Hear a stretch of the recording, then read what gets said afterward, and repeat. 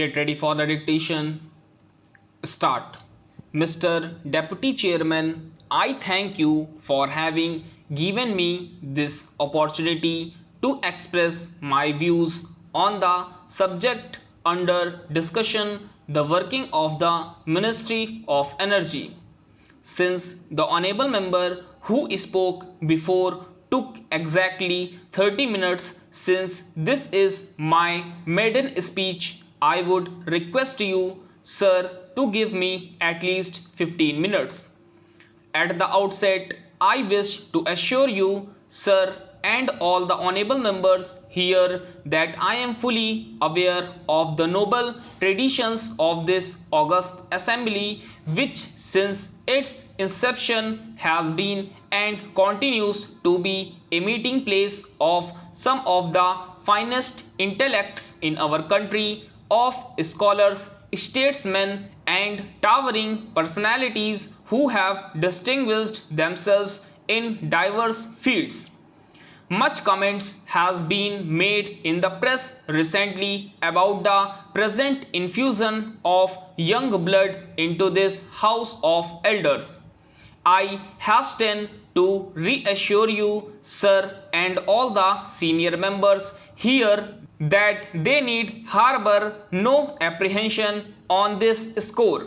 I give you my solemn word that I shall never fail to uphold the dignity, prestige, and decorum of the Rajya Sabha, and I shall do nothing to detract from the house that has been added to it by the luminous personalities who have graced these hallowed portals, who are no longer with us, and to whom I pay my respectful homage as a new entrant. I deem it a great honor to stand here and speak on the floor of the very same Rajya Sabha where 36 years ago in 1962 our great departed leader rose to make his forceful maiden speech which electrified the entire nation. While electrified the whole country with his maiden speech, the theme of my maiden speech today is going to be dedicated mainly to the subject of electricity. My leader has sent me here together with my colleagues in the party to echo the voice of the people of Tamil Nadu in this national forum.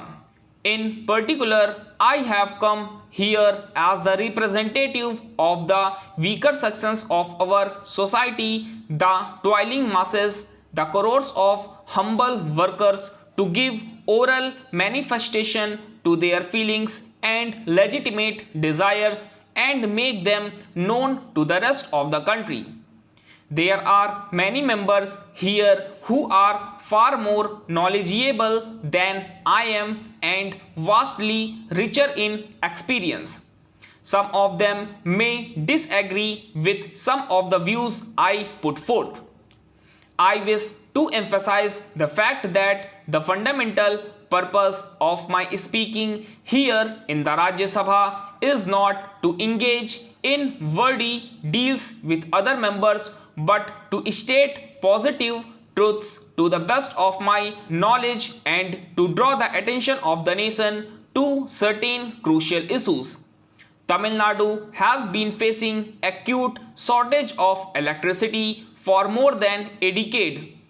The state government was forced to impose power cuts ranging from 25% to 100% intermittently from 1991-92 onwards to overcome the shortage. As a result of the repeated power cuts, the industrial and agricultural production in the state has been affected adversely and drastically. Tamil Nadu has very meager hydel potential. Most of the economical hydel potential has either already been exploited or is already on the anvil. The balance potential is either tied up in interstate disputes or is too small and seasonal for economic exploitation. The only fossil fuel that is available in the state is lignite, and efforts have already been undertaken to utilize this potential in an optimum manner. Tamil Nadu has almost exhausted its hydel resources and has no coal resources at all. For setting up more coal-based thermal stations, there are formidable constraints in that coal has to be hauled over long distances either from Andhra Pradesh or from Bengal or Bihar, rendering the cost too high and the availability of coal uncertain. It was in this context that the state government passed for the location of a nuclear plant in the state, and the government of India was kind enough to concede the demand by sanctioning the Madras Atomic Power Project with a capacity of 235 megawatt in 1967. Later in 8th 5-year plan, the second unit also was a generation capacity of 235 megawatt was also sanctioned. At the time, there was a clear understanding between the state and the central governments that the entire output from Kalpakkam would be allocated solely to Tamil Nadu to meet the urgent and pressing needs of the state. In the year 1988, when the necessary lands were acquired for the project, the government of Tamil Nadu agreed to make available free of cost 2500 acres of land required for the project.